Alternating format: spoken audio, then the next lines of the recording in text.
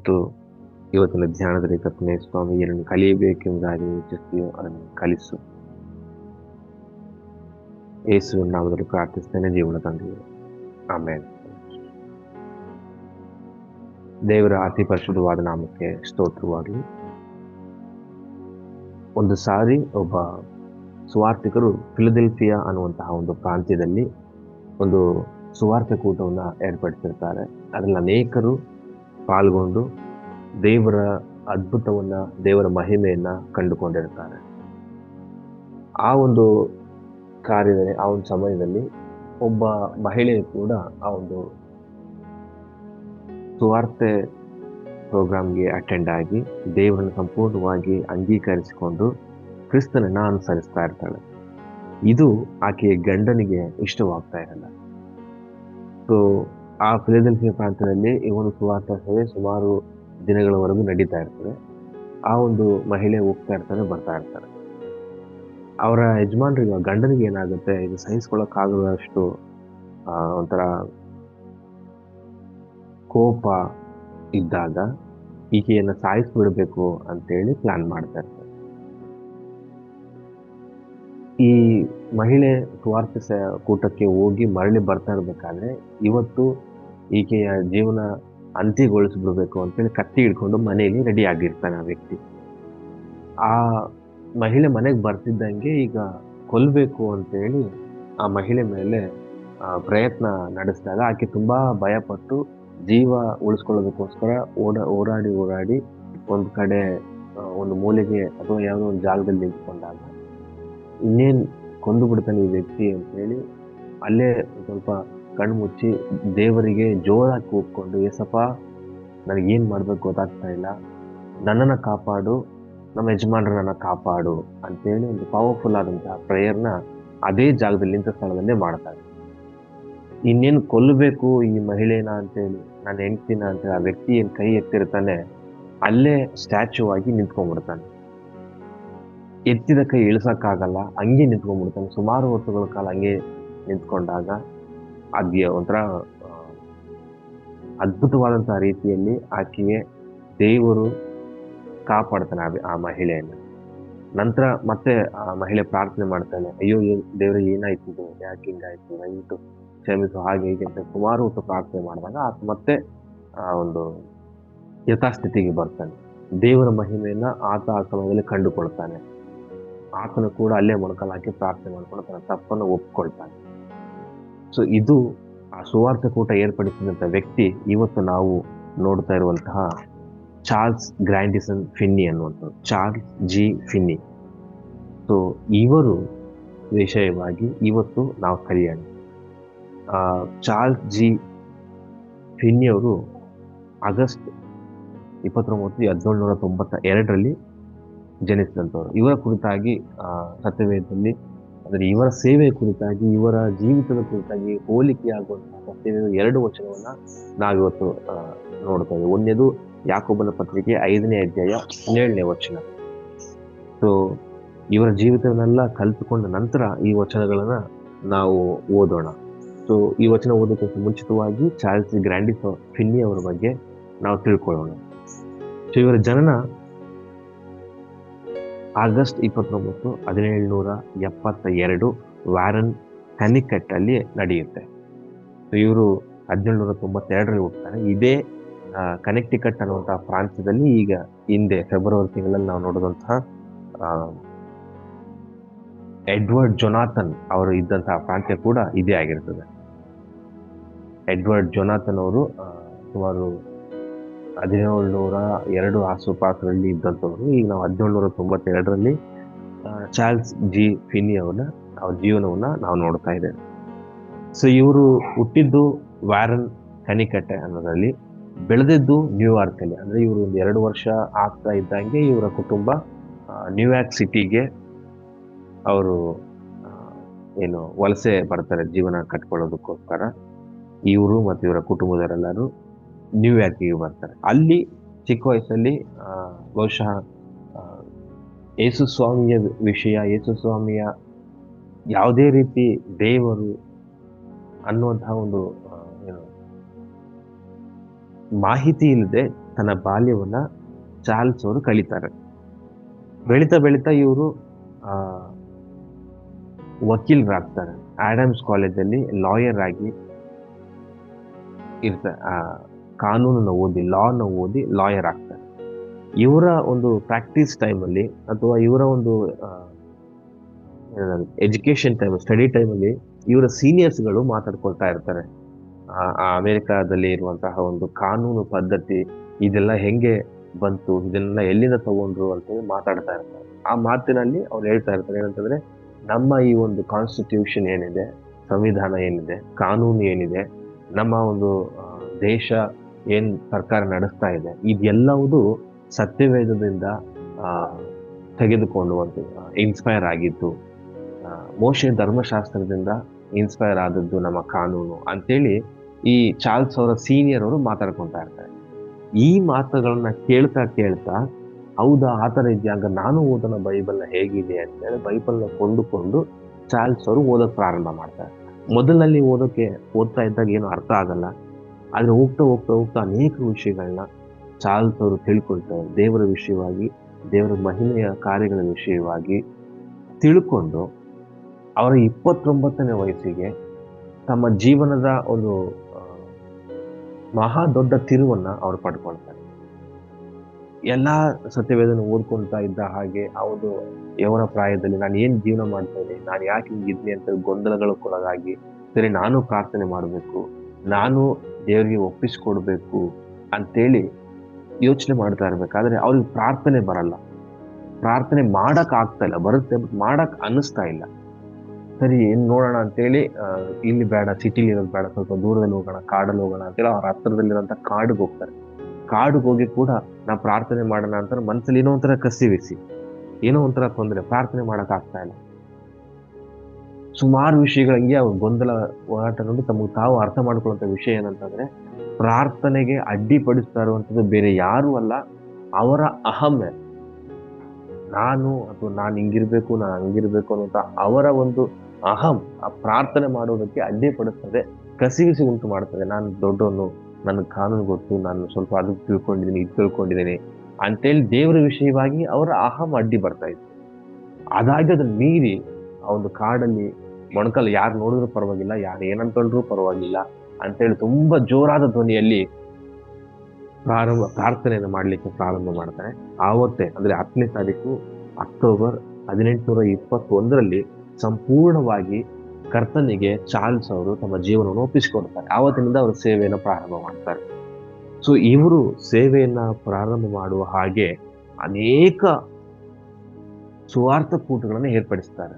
ಮೊದಲೇ ನಾನು ನಿಮಗೆ ಹೇಳಿದಂತಹ ವಿಚಾರದಲ್ಲಿ ಆ ರೀತಿ ಅನೇಕ ಅದ್ಭುತ ಕಾರ್ಯಗಳನ್ನ ಎಲ್ಲಾ ಪ್ರಾಂತ್ಯಗಳಲ್ಲಿ ಇವ್ರು ಎಲ್ಲೆಲ್ಲಿ ಸುವಾರ್ಥ ಕೂಟಗಳನ್ನು ಏರ್ಪಡಿಸ್ತಾರೆ, ಎಲ್ಲೆಲ್ಲಿ ದೇವರ ಸುವಾರ್ತೆಯನ್ನು ಸಾರಲಿಕ್ಕೆ ನಿಲ್ತಾರೆ ಒಂದೊಂದು ಊರುಗಳಲ್ಲಿ, ಆ ಎಲ್ಲ ಊರುಗಳಲ್ಲಿ ಈ ರೀತಿ ಅದ್ಭುತ ಕಾರ್ಯಗಳನ್ನ, ದೇವರ ನಡೆಸಿದ ಅತಿಶಯ ಕಾರ್ಯಗಳನ್ನ ಮಾಡ್ತಾ ಮಾಡ್ತಾ ಹೋಗ್ತಾರೆ. ಇವರ ಮೂಲಕವಾಗಿ ಕರ್ತನ ಇವರನ್ನು ಬಹಳ ಉನ್ನತವಾಗಿ ಆರಿಸಿಕೊಳ್ತಾನೆ, ಸೇವೆಯಲ್ಲಿ ಉಪಯೋಗಿಸಿಕೊಳ್ತಾನೆ.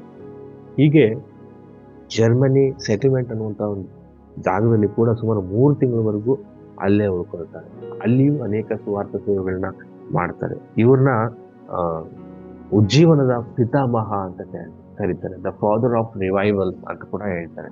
ಅಂದ್ರೆ ಇವರ ಒಂದು ಪ್ರಸಂಗ, ಇವರ ಒಂದು ದೇವರ ವಾಕ್ಯ ಸಾರುವಿಕೆ ಹೇಗಿರುತ್ತೆ ಅಂತಂದ್ರೆ, ಅದು ರಿಪೆಂಟೆನ್ಸ್, ಪ್ರತಿಯೊಬ್ಬ ವ್ಯಕ್ತಿಯ ಮಾನಸಾಂತರ ಕುರಿತಾಗಿ, ಪರಿಶುದ್ಧತೆಯ ಕುರಿತಾಗಿ ಮತ್ತು ಸಾಮಾಜಿಕ ಸುಧಾರಣೆ, ಸಮಾಜದಲ್ಲಿ ನಡೀತಿರುವಂತಹ ಎಲ್ಲಾ ತಪ್ಪು ಕಾರ್ಯಗಳನ್ನ ಎತ್ತಿ ತೋರಿಸುವ ಮೂಲಕವಾಗಿ, ಮತ್ತು ಕ್ರೈಸ್ತತ್ವದಲ್ಲಿರುವಂತಹ ಒಂದು ರಾಜಕಾರಣ, ಕ್ರೈಸ್ತ ಸಮುದಾಯದಲ್ಲಿರುವಂತಹ ಅನೇಕ ತಪ್ಪು ವಿಷಯಗಳನ್ನ ಎತ್ತಿ ಹಿಡಿದು ಬೈಬಲ್ ಮೂಲಕವಾಗಿ, ಕಾನೂನು ಮೂಲಕವಾಗಿ ಮತ್ತು ಎಲ್ಲಾ ವಿಷಯಗಳಲ್ಲಿ ಇದು ಯಾವುದು ತಪ್ಪು ಯಾವುದು ಸರಿ ಅಂತ ಬಹಳ ಧೈರ್ಯವಾಗಿ ಪ್ರಸಂಗಿಸ್ತಾ ಇರ್ತಾರೆ. ಇವರು ಅಧ್ಯಯನ ಮಾಡಿದಂಥ ದೈವಶಾಸ್ತ್ರ, ಇವರು ಮಾಡಿದಂಥ ಎಲ್ಲಾ ಪ್ರಸಂಗಗಳ ಮೂಲಕವಾಗಿ ತುಂಬಾ ಅದ್ಭುತ ಕಾರ್ಯಗಳನ್ನ ಇವ್ರ ಜೀವನದಲ್ಲಿ ನಡೀತಾ ಇದೆ. ಸೊ ಇವರು ಎಲ್ಲೆಲ್ಲಿ ಸುವಾರ್ತೆ ನಡೆಸ್ತಾ ಇದ್ರು ಅಂದ್ರೆ, ಸಾಮಾನ್ಯವಾಗಿ ಶಾಲೆಗಳಲ್ಲಿ ಆಗಿನ ಕಾಲದಲ್ಲಿ, ಮತ್ತು ದೊಡ್ಡ ದೊಡ್ಡ ಮಾಲ್ಸ್ಗಳಲ್ಲಿ ಅಥವಾ ಒಂದು ಥಿಯೇಟರ್ಗಳಲ್ಲಿ, ಒಂದು ದೊಡ್ಡದಾಗಿ ಜನ ಜಾಸ್ತಿ ಸೇರುವಂತಹ ಒಂದು ಪ್ರಾಂತ್ಯ ಏನಿರ್ತದೆ ಅಥವಾ ಜಾಗ ಏನಿರ್ತದೆ, ಆ ಸ್ಥಳನ ಆರಿಸಿಕೊಂಡು ಇವರನ್ನ ಕರೀತಾ ಇದ್ರು. ಅಲ್ಲಿ ಅನೇಕ ಸ್ಥಳೀಯ ಪಾಸ್ಟ್ಗಳು ಜನರನ್ನ ಕೂಡಿಸಿ ಚಾರ್ಲ್ಸ್ ಅವ್ರನ್ನ ಕರೆಸಿ ಪ್ರಸಂಗ ಮಾಡ್ಲಿಕ್ಕೆ ಹೇಳ್ತಾ ಇದ್ರು. ಸೊ ಇಂತಿಂತ ಪ್ರಾಂತ್ಯಗಳಲ್ಲಿ ಇವರು ಮಾಡಿದಂತಹ ಸುವಾರ್ಥ ಕೂಟಗಳಲ್ಲಿ, ಇವರು ಏರ್ಪಡಿಸಿದಂತಹ ಅನೇಕ ಅದ್ಭುತವಾದ ಸುವಾರ್ಥ ಕೂಟಗಳಲ್ಲಿ ಏನಾಗ್ತಿತ್ತು ಅಂತಂದ್ರೆ, ದೊಡ್ಡ ದೊಡ್ಡ ಆ ಜನರು, ಕದೀಮರು, ಕಳ್ಳಕಾಕರು ಆ ಒಂದು ಜಾಗದಲ್ಲಿ, ಆ ನಿಂತ ಸ್ಥಳದಲ್ಲಿ, ಅದೇ ಕೂಟ ಏರ್ಪಡಿಸಿರ್ತಾರೆ, ಅದೇ ಸ್ಥಳದಲ್ಲಿ ಎದ್ದು ನಿಂತ್ಕೊಂಡು, ಪಾಸ್ಟರ್ ನಾನೊಬ್ಬ ಕುಡುಕನಾಗಿದ್ದೇನೆ, ಬಟ್ ಇವತ್ತು ಆ ಕುಡುಕತನ ಬಿಟ್ಬಿಡ್ತೇನೆ. ಪಾಸ್ಟರ್ ನಾನೊಬ್ಬ ದರೋಡೆಕೋರನಾಗಿದ್ದೆ, ಇಲ್ಲಿವರೆಗೂ ಇಷ್ಟು ವರ್ಷ ಇಷ್ಟು ದರೋಡೆಗಳನ್ನ ಮಾಡ್ತಾ ಇದ್ದೀನಿ, ಬಟ್ ನೀವು ನಿಮ್ಮ ಮೂಲಕವಾಗಿ ದೇವರನ್ನು ಮಾತಾಡಿದ್ದಾರೆ, ಇವತ್ತಿನಿಂದ ಈ ಕ್ಷಣದಿಂದ ನಾನು ಆ ಒಂದು ಕಾರ್ಯವನ್ನು ಬಿಟ್ಬಿಡ್ತೇನೆ, ನಾನು ದೇವರನ್ನ ಅಂಗೀಕರಿಸ್ಕೊಳ್ತಾ ಇದ್ದೇನೆ ಅಂತೇಳಿ ಅದೇ ಟೈಮಲ್ಲಿ, ಅದೇ ಕ್ಷಣದಲ್ಲಿ ದೇವರನ್ನ ಅಂಗೀಕರಿಸಿಕೊಂಡು ಪಾಪವನ್ನು ಬಿಟ್ಟು ಮಾನಸಾಂತರ ಹೊಂದಂತಹ ಜನರು ಅನೇಕರಿದ್ದಾರೆ. ಇದು ಮಾತ್ರವಲ್ಲ, ಒಂದು ಫ್ಯಾಕ್ಟ್ರಿಗೆ ಚಾರ್ಲ್ಸ್ ಅವರು ಹೋಗ್ತಾರೆ. ಆ ಫ್ಯಾಕ್ಟ್ರಿಗೆ ಹೋಗಿ ಆ ಫ್ಯಾಕ್ಟ್ರಿಯಲ್ಲೇ ಒಂದು ಸುವಾರ್ಥ ಕೂಟವನ್ನು ಏರ್ಪಡಿಸ್ತಾರೆ. ಆ ಸುವಾರ್ಥ ಕೂಟ ಏರ್ಪಡಿಸಿದಾಗ ಆ ಇಡೀ ಫ್ಯಾಕ್ಟ್ರಿಯ ಅನೇಕ ಕಾರ್ಮಿಕರು ಮತ್ತು ಫ್ಯಾಕ್ಟ್ರಿ ಓನರ್ ಆ ಕ್ಷಣದಲ್ಲಿಯೇ ದೇವರನ್ನ ಸಂಪೂರ್ಣವಾಗಿ ನಂಬ್ತಾರೆ. ದೇವರ ವಾಕ್ಯನ ಅಂಗೀಕರಿಸಿಕೊಂಡು ಕರ್ತನಿಗೋಸ್ಕರ ತಮ್ಮ ಜೀವನವನ್ನ ಅರ್ಪಿಸ್ತಾರೆ. ಇದೇ ರೀತಿ ಹೀಗೆ ಎಲ್ಲೆಲ್ಲಿ ಹೋಗ್ತಾರೆ ಚಾರ್ಲ್ಸ್ ಅವರು, ಅಲ್ಲಲ್ಲಿ ಒಂದು ರೆವಲ್ಯೂಷನರಿ ಆಗಿ ಸ್ವಾರ್ಥೆಯನ್ನು ಸಾರ್ಕೊಂಡು ದೇವರನ್ನ ಮಹಿಮೆ ಪಡಿಸ್ತಾರೆ. ಅನೇಕರು ದೇವರ ಕಡೆಗೆ ಅದೇ ಸ್ಥಳದಲ್ಲಿಯೇ ತಮ್ಮನ್ನು ತಾವು ಒಪ್ಪಿಸಿಕೊಡುತ್ತಾರೆ. ಒಂದಲ್ಲ ಎರಡಲ್ಲ, ಈ ರೀತಿ ಅನೇಕ ಉದಾಹರಣೆಗಳು, ಅನೇಕ ನಿಜ ಜೀವನದ ಸಾಕ್ಷಿಗಳು ಇವರ ಒಂದು ಇತಿಹಾಸದಲ್ಲಿ, ಇವರ ಒಂದು ಜೀವನ ಚರಿತ್ರೆಯಲ್ಲಿ ನಾವು ನೋಡಬಹುದು. ಅದರಲ್ಲಿ ಮೊದಲನೇದು ನಾನು ಈಗಾಗಲೇ ಸ್ಟಾರ್ಟಿಂಗ್ ಅಲ್ಲಿ ಹೇಳಿದಂತ ಕತೆ, ನಿಜವಾಗಿಯೂ ನಡೆದಂತ ಘಟನೆ.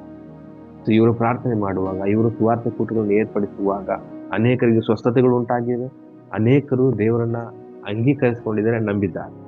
ಮತ್ತು ಇವರು ಕಾಲಾನಂತರ ಅನೇಕ ಜೀವನದಲ್ಲಿ ಒಂದು ಪ್ರಾಂಶುಪಾಲರಾಗಿ ಕೆಲಸ ಮಾಡ್ತಾರೆ. ಸೊ ಇವರ ಜೀವಮಾನದಲ್ಲಿ ಇವರು ವಯಸ್ಸಾಗ್ತಾ ಇದ್ದಂಗೆ ಇವ್ರಿಗೆ ಪ್ರಸಂಗ ಮಾಡೋದು ಜಾಸ್ತಿ. ಇವರು ಸುಮಾರು ದಿನಕ್ಕೆ 2 ತಾಸಿನವರೆಗೂ ಅಥವಾ ಅದಕ್ಕಿಂತ ಜಾಸ್ತಿ ಪರ್ ಡೇ ಪ್ರಸಂಗ ಮಾಡ್ತಾ ಇದ್ರೆ, ಇವರ ಒಂದು ಡಾಕ್ಟರ್ ಏನ್ ಹೇಳ್ತಾರೆ, ಇಲ್ಲ ನೀವು ತಾಸಿಗೆ ಅಷ್ಟೆಲ್ಲ ಪ್ರಸಂಗ ಮಾಡ್ಬಿಟ್ಟು ನಿಮ್ಮ ಆರೋಗ್ಯಕ್ಕೆ ಒಳ್ಳೇದಲ್ಲ, ನೀವು ಮಿನಿಮಮ್ 30 ನಿಮಿಷಗಳ ಮಾತ್ರ ಪ್ರಸಂಗ ಮಾಡ್ರಿ, ತುಂಬಾ ಟ್ರಾವೆಲಿಂಗ್ ಕೂಡ ಮಾಡಬೇಡ್ರಿ, ನಮ್ಮ ಆರೋಗ್ಯಕ್ಕೆ ಅದು ಸರಿಯಲ್ಲ ಅಂತ ಹೇಳಿದಾಗ್ಲೂ ಕೂಡ ಡಾಕ್ಟರ್ನ ಅವರ ಒಂದು ಸಜೆಷನ್ ಬದಿಗೊತ್ತಿ, ಅದೇನಾಗುತ್ತೋ ನಾನು ನೋಡ್ತೀನಿ, ಕ್ರಿಸ್ತನ ನಾನು ಬಲಪಡಿಸ್ತಾನೆ, ಕಾಪಾಡ್ತಾನೆ ಅಂತ ಹೇಳಿ ಸುಮಾರು ಪರ್ ಡೇ 2 ತಾಸು ಒಂದು ಕಡೆ ನಿಂತ್ಕೊಂಡು ಪ್ರಸಂಗ ಮಾಡಿ ಜೋರಾಗಿ ಪ್ರಸಂಗ ಮಾಡ್ತಾ ಇದ್ರು. ಆ ಒಂದು ಪ್ರಸಂಗವನ್ನು ಕೇಳಿ ಅನೇಕರು ಕ್ರಿಸ್ತನ ಕಡೆಗೆ ತಮ್ಮನ್ನು ತಾವು ಒಪ್ಪಿಸಿಕೊಂಡು ಸಮರ್ಪಿಸಿಕೊಳ್ತಾ ಇದ್ರು. ಸೊ ಈ ಒಂದು ಸುವಾರ್ಥ ಸೇವೆಯ ಫಲದಿಂದ ಅಮೆರಿಕದಲ್ಲಿ ಪ್ರೆಸ್ಬೈಟರ್ ಸಭೆಯಲ್ಲಿ ಇದ್ದಂತಹ 40,000 ವಿಶ್ವಾಸಿಗಳು 3,13,138ಕ್ಕೆ ಹೋಗ್ತಾರೆ. ಇದು ಕೇವಲ 3 ವರ್ಷದ ಆಸುಪಾಸಿನಲ್ಲಿ, 30 ವರ್ಷದ ಆಸುಪಾಸಿನಲ್ಲಿ, ಕ್ಷಮಿಸಿ, 1800ರಿಂದ ಹಿಡಿದು 1830 ಒಳಗಡೆ ಈ ಆಸುಪಾಸಿನಲ್ಲಿ, ಈ ಕಾಲಮಾನದಲ್ಲಿ ಪ್ರೆಸ್ಬೈಟರ್ನ ಸಭೆಯ 40,000 ವಿಶ್ವಾಸಿಗಳು 3 ಲಕ್ಷದ ವಿಶ್ವಾಸಿಗಳಾಗ್ತಾರೆ. ಮತ್ತು ಮೆಥೋಡಿಸ್ಟ್ ಸಭೆಯ 64,000 ವಿಶ್ವಾಸಿಗಳು 4,50,183ಕ್ಕೆ ಏರ್ತಾರೆ. ಸೊ ಇಷ್ಟೊಂದು ಅದ್ಭುತವಾದಂತಹ ಸೇವೆ ಕಾರ್ಯಗಳನ್ನ ಚಾರ್ಲ್ಸ್ ಫಿನಿ ಅವರು ಮಾಡ್ಕೊಂಡು ಬರ್ತಾರೆ. ಸೊ ಇಲ್ಲಿ ಜೀವನ ತುಂಬಾ ಸಂಪೂರ್ಣವಾಗಿ ರಿವಲ್ಯೂಷನರಿಯಾಗಿ ಪ್ರಸಂಗ ಮಾಡ್ತಾರೆ. ಓದಲ್ಲೆಲ್ಲ ಅಲ್ಲಿರುವಂತಹ ತಪ್ಪು ಕಾರ್ಯಗಳನ್ನ ಹೇಳ್ತಾ ಇದ್ರು, ಅಲ್ಲಿರುವಂತಹ ಒಂದು ರಾಜಕಾರಣಗಳನ್ನ ಜನರಿಗೆ ತಿಳಿಸ್ತಾ ಇದ್ರು, ಇದು ತಪ್ಪು, ಈಗ ಮಾಡಬಾರ್ದು, ಈಗ ಸರಿ ಅಂತ ಸತ್ಯವೇದ ವಾಕ್ಯದ ಮೂಲಕವಾಗಿ ಅನೇಕ ವಿಷಯವಾಗಿ ದೇವರಿಗೆ ಸಾರ್ಥ ದೇವರ ವಾಕ್ಯವನ್ನ ತಿಳಿಸ್ತಾ ಇದ್ದಾರೆ. ಸೊ ಈಗ ನಾವು ಮೊದಲ ನೋಡಿದಂತ 2 ವಚನಗಳನ್ನ ನೆನಪು ಮಾಡ್ಕೊಳ್ಳೋಣ. ಇವರು ಕೂಡ, ಚಾರ್ಲ್ಸ್ ಗ್ರ್ಯಾಂಡಿಸನ್ ಫಿನ್ನಿ ಅವರು ಕೂಡ ನಮ್ಮ ಹಾಗೆ ಮಾನವರಾಗಿದ್ದಾರೆ. ನಮ್ಮ ಹಾಗೆ ನಮ್ಗೇನ್ ಸಮಯ 24 ಗಂಟೆ ಇದೆ, ಅವರು ಕೂಡ ಅದೇ ಸಮಯ 24 ಗಂಟೆ. ಆದಾಗ್ಯೂ ಕೂಡ ಇವರು ಇಷ್ಟೊಂದು ರೆವಲ್ಯೂಷನರಿಯಾಗಿ, ಅದ್ಭುತಕಾರಿಯಾಗಿ ಸೇವೆಯನ್ನು ಮಾಡಲಿಕ್ಕೆ ಹೇಗೆ ಸಾಧ್ಯ ಆಯಿತು?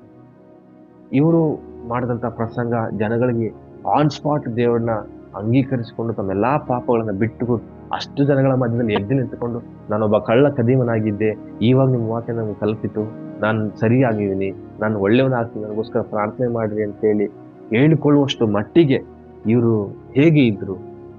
ಅದಕ್ಕೆ 2ನೇ ಪೂರ್ವಕಾಲ ವೃತ್ತಾಂತ 5ನೇ ಅಧ್ಯಾಯ 17ನೇ ವಚನದಲ್ಲಿ ನಾವು ನೋಡ್ತೇವೆ. ಅವೆರಡು ವಚನಗಳನ್ನ ನಾವೀಗ ಒಂದು ಸಾರಿ ಓದ್ಕೊಳ್ಳೋಣ. ಮೊದಲನೇದಾಗಿ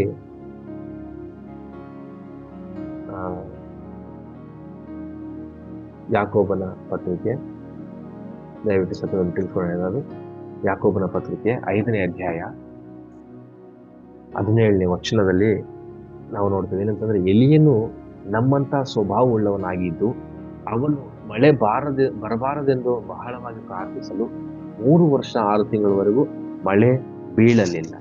ಒಂದನೇದು. ನಂತರ ಎಲಿಯನು ಪ್ರಾರ್ಥನೆ ಮಾಡಲು ಆಕಾಶವು ಮಳೆಗರೆಯಿತು, ಭೂಮಿಯು ಬೆಳೆಯಿತು. ನೋಡಿ, ನಮ್ಮ ಹಾಗೆ ಮನುಷ್ಯರಾಗಿದ್ದಾಗಲೂ ಕೂಡ ದೇವರು ಈ ಸೇವಕಗಳ ಮೂಲಕವಾಗಿ, ಪ್ರವಾದಿಗಳ ಮೂಲಕವಾಗಿ ಈ ಭೂಮಿ ಮೇಲೆ ಅನೇಕ ಮಹತ್ತಾದ ಅದ್ಭುತ ಕಾರ್ಯಗಳನ್ನ ಮಾಡಲಿಕ್ಕೆ ಶಕ್ತನಾಗಿದ್ದಾನೆ.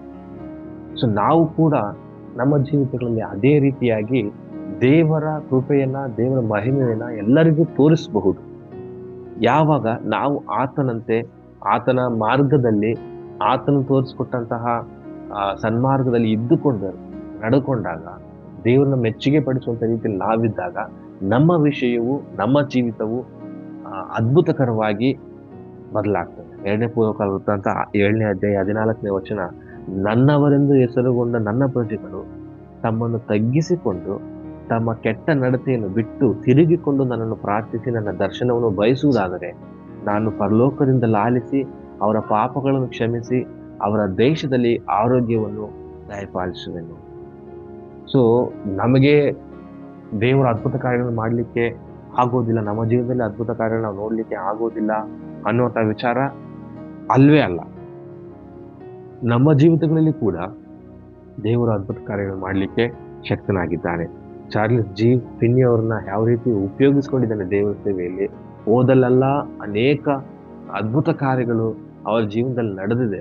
ದೇವರು ಅವರ ಮೂಲಕವಾಗಿ ನಡೆಸಿದ್ದಾನೆ. ನಮ್ಮ ಜೀವಿತಗಳಲ್ಲಿ ಕೂಡ ನಾವು ಕೂಡ ಅನೇಕ ಅದ್ಭುತ ಕಾರ್ಯಗಳನ್ನ, ದೇವರಿಗೆ ಮಹಿಮೆ ಪಡಿಸುವಂತ ಕಾರ್ಯಗಳನ್ನ ಮಾಡಲಿಕ್ಕೆ ಶಕ್ತರಾಗಿರ್ತೇವೆ. ದೇವರು ನಮ್ಮನ್ನು ಕೂಡ ಬಳಸ್ಕೊಳ್ತಾನೆ. ನಾವು ಯಾವುದೇ ಕೆಲಸದವರಾಗಿರ್ಬೋದು, ನಾವು ಸ್ವಾರ್ಥ ಸೇವೆ ಮಾಡ್ತಾ ಇರುವಂಥವ್ರಾಗಿರ್ಬೋದು, ಅಥವಾ ನಾವೇನೋ ಬೇರೆ ಆಫೀಸ್ ಜಾಬ್ ಮಾಡುವಂಥವ್ರಾಗಿರ್ಬೋದು, ಅಥವಾ ನಾವು ಹೌಸ್ ವೈಫ್ ಆಗಿರ್ಬೋದು, ಬೇರೆ ಏನೇ ಕೆಲಸ, ನಮ್ಮೆಲ್ಲ ದಿನನಿತ್ಯದ ಜೀವನದ ಕೆಲಸ ನಾವು ಏನೇ ಆಗಿದ್ರು ಕೂಡ ದೇವರನ್ನ ಅಂಟಿಕೊಂಡು ನಾವು ಬದುಕಿದ್ದಾಗ, ದೇವರ ವಾಕ್ಯಗಳಲ್ಲಿ ನಮ್ಮನ್ನು ನೆಲೆಗೊಂಡಿದ್ದಾಗ, ನಾವು ದೇವರಲ್ಲಿ ನೆಲೆಗೊಂಡಿದ್ದಾಗ ನಮ್ಮ ಜೀವಿತವು ಅದ್ಭುತವಾಗಿ ಮಾರ್ಪಾಡಾಗ್ತದೆ. ಸಹೋದರ ತಾಯಪ್ಪನವರ ಒಂದು ಸಾಕ್ಷಿ ಜೀವನ ನಾವು ನೋಡ್ಬೇಕಂತಂದ್ರೆ ಜೀವನ ಪೂರ್ತಿ ಅದ್ಭುತಮಯವಾಗಿದೆ. ಅವ್ರು ಕೂಡ ಒಂದು ಮಾತು ಹೇಳ್ತಾರೆ, ಏನಂತಂದ್ರೆ, ಪ್ರಾರ್ಥನೆಯು ನಿನ್ನ ಜೀವಿತದಲ್ಲಿದ್ದರೆ ನಿನ್ನ ಜೀವಿತವೂ ಅದ್ಭುತಮಯವಾಗಿ ಬದಲಾಗುತ್ತದೆ ಅಂತ ಹೇಳಿ. If you are living a prayer life, then your life will be miraculous ಅಂತ ಹೇಳ್ತಾರೆ. ನಿಮ್ಮ ಜೀವನವೇ ಅದ್ಭುತವಾಗಿ ನಡೀತದೆ. ಅವರು ದೊಡ್ಡ ದೊಡ್ಡ ಕಾರ್ಯಗಳನ್ನ ತುಂಬಾ ಸಿಂಪಲ್ ಆಗಿ ಹೇಳ್ಕೊಂಡು ಹೋಗ್ತಾರೆ ಅವ್ರ ಜೀವನದಲ್ಲಿ ನಡೆದಂತಹ ವಿಷಯಗಳನ್ನ. ಸೊ ಹಾಗೆಯೇ ನಾವು ಕೂಡ ನಮ್ಮ ಜೀವನದಲ್ಲಿ ಕೂಡ ಇದು ಆಗ್ಲಿಕ್ಕೆ ಸಾಧ್ಯ ಖಂಡಿತ ಇದೆ. ನಾವು ದೇವರಲ್ಲಿರ್ಬೇಕು, ದೇವರ ವಾಕ್ಯಗಳು ನಮ್ಮಲ್ಲಿರ್ಬೇಕು. ಹಾಗಾದಾಗ ನಾವು ಕೂಡ ರೆವಲ್ಯೂಷನರಿಯಾಗಿ ದೇವರನ್ನ ಮಹಿಮೆ ಪಡಿಸುವಂತಹ, ನಮ್ಮ ಸಮಾಜದಲ್ಲಿ ನಮ್ಮ ಸಹೋದರರೊಟ್ಟಿಗೆ ದೇವರನ್ನ ಪ್ರಚುರಪಡಿಸುವುದರಲ್ಲಿಯೂ, ದೇವರನ್ನ ಮಹಿಮೆ ಪಡಿಸುವುದರಲ್ಲಿಯೂ, ಮತ್ತು ದೇವರ ಕಡೆಗೆ ಅವರ ಮನಸ್ಸನ್ನ, ಅವರ ಜೀವನವನ್ನ ತಿರುಗಿಸುವುದರೊಳಗೆ ನಾವು ಸಕ್ಸಸ್ ಆಗ್ತೇವೆ. ಹೀಗಾಗ್ಲಿಕ್ಕಾಗುವಂತೆ ನಮ್ಮ ಜೀವನವನ್ನ ದೇವರು ಉಪಯೋಗಿಸಿಕೊಂಡು ದೇವರ ಮಹಿಮೆ ಹೊಂದಲಿ ಎನ್ನುವಂತೆ ಪ್ರಾರ್ಥನೆ ಮಾಡೋಣ. ಮಹಾಪರಿಶುದ್ಧನಾಗಿರುವಂತಹ ಪರಲೋಕದ ತಂದೆಯಾದ ದೇವರೇ, ಹೌದು ಸ್ವಾಮಿ, ಅನೇಕ ಭಕ್ತರು ನಮ್ಮಂತ ಸ್ವಭಾವವುಳ್ಳವರಾಗಿದ್ದಾಗಲೂ ಕೂಡ ನೀನು ಅವರ ಮೂಲಕವಾಗಿ ಅನೇಕ ಅದ್ಭುತ ಕಾರ್ಯಗಳನ್ನು ಮಾಡಿ ಅವರ ಜೀವನವನ್ನು ಕರ್ತನೇ ಸ್ವಾಮಿ ಉತ್ತಮವಾಗಿ ನಡೆಸಿದ್ದೀರಿ. ನೀವು ಮಹಿಮೆ ಹೊಂದಿದ್ದೀರಿ. ನಿಮ್ಮ ಕಡೆಗೆ ಅನೇಕರನ್ನ ತಿರುಗಿಸಿಕೊಂಡಿದ್ದೀರಿ. ನಮ್ಮ ಜೀವನದಲ್ಲಿ ಕೂಡ ಕರ್ತನೇ ಸ್ವಾಮಿ ನಾವು ನಿಮ್ಮನ್ನ ಪ್ರಚುರಪಡಿಸುವಂತವರಾಗಿರ್ಲಿಕ್ಕಾಗುವಂತೆ, ನಿಮ್ಮನ್ನ ಮಹಿಮೆ ಪಡಿಸುವಂತವರಾಗಿರ್ಲಿಕ್ಕಾಗುವಂತೆ, ಮತ್ತು ಕರ್ತನೆ ನಿಮ್ಮ ರಾಯಭಾರಿಗಳಾಗಿರುವಂತೆ ನಾವು ನಿಮಗೆ ಕೆಟ್ಟ ಹೆಸರು ತರಲಾರುವಂತೆ ಕರ್ತನೆ ಜೀವನ ನಡೆಸಲಿಕ್ಕೆ ಸಹಾಯ ಮಾಡು. ಹೌದು ಕರ್ತನೆ ಸ್ವಾಮಿ, ಇವತ್ತು ಚಾರ್ಲ್ಸ್ ಗ್ರ್ಯಾಂಡಿಸನ್ ಫಿನ್ನಿ ಅವರ ಜೀವನದ ಮೂಲಕವಾಗಿ ಅನೇಕ ವಿಷಯಗಳನ್ನು ತಿಳಿಸ್ಕೊಟ್ಟಿದ್ದೀರಿ. ಅವರನ್ನು ನೀವು ಉಪಯೋಗಿಸಿಕೊಂಡಿದ್ದಕ್ಕಾಗಿ ಸ್ತೋತ್ರ. ಅವರ ಹಾಗೆ ನಮ್ಮನ್ನು ಕೂಡ ನಮ್ಮ ಸೇವಾ ಕಾರ್ಯಗಳಲ್ಲಿ, ನಮ್ಮ ವೈಯಕ್ತಿಕ ಜೀವಿತಗಳಲ್ಲಿಯೂ ನಾವು ಪರಿಶುದ್ಧರಾಗಿ ಜೀವಿಸುವಂತೆ, ನಾವು ಕರ್ತನೆ ಸ್ವಾಮಿ ನಿನ್ನ ಸೇವೆಯಲ್ಲಿ ಅಧಿಕವಾಗಿ ನಮ್ಮನ್ನು ನಾವು ತೊಡಗಿಸಿಕೊಳ್ಳಿಕ್ಕಾಗುವಂತೆ ಸಹಾಯ ಮಾಡಿ. ನಿನ್ನ ಕರೆಯಲ್ಲಿ ಒಪ್ಪಿಸಿಕೊಡ್ತೇನೆ ಸ್ವಾಮಿ. ಮಾತ್ರವಲ್ಲದೆ ಕರ್ತನೆ, ನಮ್ಮೆಲ್ಲಾ ವಿಷಯಗಳಲ್ಲಿಯೂ ನೀವು ಮಹಿಮೆ ಹೊಂದಿ. ಇವತ್ತಿನ ಸಮಯದಲ್ಲಿ ಒಂದು ಪ್ರಾರ್ಥನೆ ಕರ್ತನೆ ಸ್ವಾಮಿ, ನಮ್ಮ ಕಲ್ವಾರಿ ಚಾಪಲ್ ಸೇವೆಯನ್ನು ನೆನೆಸ್ಕೊಳ್ತೇನೆ. ಆಶೀರ್ವದಿಸಿ ಎಲ್ಲ ಸೇವಕಗಳನ್ನು ಬಲಪಡಿಸ್ಕೊಳ್ತೇನೆ. ಅವರಿಗಿರುವಂತಹ ಎಲ್ಲ ಸಮಸ್ಯೆಯಿಂದ ದೂರ ಮಾಡು. ನಮ್ಮ ಸಭೆಯ ಕಲ್ವಾರಿ ಚಾಪಲ್ನ ಸೇವೆಯ ಎಲ್ಲ ನಾಯಕರನ್ನು ಆಶೀರ್ವದಿಸಿ ಅವ್ರು ಮಾಡುವಂಥ ಸೇವೆಯಲ್ಲಿ ಅಧಿಕವಾದ ಆಶೀರ್ವಾದವನ್ನು ಒದಗಿಸಿಕೊಡು. ಸೇವೆಯಲ್ಲಿ ಅಭಿವೃದ್ಧಿ ಕಾಣಲಿಕ್ಕೆ ಆಗುವಂಥ ಸಹಾಯ ಮಾಡಿ ಸ್ವಾಮಿ. ಅವರು ಎದುರಾಗಿರುವಂಥ ಎಲ್ಲ ಸೈತಾನನ ಶೋಧನೆಯಿಂದ ಅವರಿಂದ ದೂರ ಮಾಡು. ದೇವರೇ, ಪರಿಶುದ್ಧರಾಗಿ ಜೀವಿಸಲಿಕ್ಕಾಗುವಂತೆಯೂ ಸೇವೆಯಲ್ಲಿ ನಿನ್ನನ್ನು ಪ್ರಚುರಪಡಿಸಲಿಕ್ಕಾಗುವಂತೆಯೂ ನಿನ್ನನ್ನು ಮಹಿಮೆ ಪಡಿಸಲಿಕ್ಕಾಗುವಂತೆಯೂ ಸಾಕ್ಷಿಗಳ ಮಕ್ಕಳಾಗಿ ಜೀವನ ಮಾಡಲಿಕ್ಕಾಗುವಂತೆಯೂ ಸಹಾಯ ಮಾಡು. ಎಲ್ಲ ನಾಯಕರುಗಳನ್ನ ಆಶೀರ್ವದಿಸ್ತಾರೆ. ಈ ಒಂದು ಸೇವೆಯನ್ನು ಉನ್ನತವಾಗಿ ತೆಗೆದುಕೊಳ್ತಾ ಇವರು ಇನ್ನೂ ಅನೇಕ ಜ್ಞಾನದಿಂದ ತುಂಬಿಸು. ಅವರು ಎದುರಾಗುವಂಥ ಎಲ್ಲ ಸೈತಾನ ಶೋಧನೆಯಿಂದ ಅವರನ್ನು ಪಾರು ಮಾಡು. ಅವರನ್ನು ಆರೋಗ್ಯ ಪರವಾಗಿಯೂ, ಆರ್ಥಿಕ ಪರವಾಗಿಯೂ, ಕೌಟುಂಬಿಕವಾಗಿಯೂ, ವೈಯಕ್ತಿಕವಾಗಿಯೂ ಅವರನ್ನು ಆಶೀರ್ವದಿಸು, ಅಭಿವೃದ್ಧಿ ಪಡಿಸು. ದೇವರೇ, ನಮ್ಮೆಲ್ಲರನ್ನ ತಲುಪಿಸಿಕೊಡ್ತೇನೆ. ತಡವಾಗಿರುವಂಥ ನಾವು ಕರ್ತನೆ ಸ್ವಾಮಿ, ಪರಿಶುದ್ಧರಾಗಿ ಜೀವಿಸಲಿಕ್ಕಾಗುವಂಥ ಸಹಾಯ ಮಾಡು. ಮಾತ್ರವಲ್ಲದೆ ಈ ಒಂದು ದಿನವೆಲ್ಲ ಕರ್ತನೆ ಸ್ವಾಮಿ, ನಿಮಗೆ ಮೆಚ್ಚುಗೆಯಾಗಿ ಕಲೀಲಿಕ್ಕಾಗುವಂತೆ, ನಮ್ಮ ಜೀವನವೆಲ್ಲ ಕರ್ತನೆ ನಿಮಗೆ ಮೆಚ್ಚುಗೆಯಾಗಿ ಜೀವಿಸಲಿಕ್ಕಾಗುವಂತೆ ನಮಗೆ ನಿನ್ನ ಸಹಾಯವನ್ನು ಅನುಗ್ರಹಿಸಿಕೊಡು. ದೇವರೇ, ಈ ಒಂದು ಪ್ರಾರ್ಥನೆಯನ್ನು ಪ್ರಭು, ರಕ್ಷಕನು, ಒಡೆಯಲು, ಮಹೋನ್ನತನಾಗಿರುವಂಥ ಯೇಸು ಕ್ರಿಸ್ತನ ಒಂದು ನಾಮದಲ್ಲಿ ಪ್ರಾರ್ಥಿಸಿ ನಮ್ಮನ್ನು ನಾವು ಸಂಪೂರ್ಣವಾಗಿ ತಗ್ಗಿಸಿಕೊಳ್ತಾ ನಿನ್ನನ್ನು ಮಾತ್ರ ಮಹಿಮೆ ಪಡಿಸುತ್ತಾ ಯೇಸುವಿನ ಒಂದು ನಾಮದಲ್ಲಿ ಪ್ರಾರ್ಥಿಸ್ತೇನೆ, ಜೀವನ ತಂದೆ. ಆಮೇನ್, ಆಮೇನ್.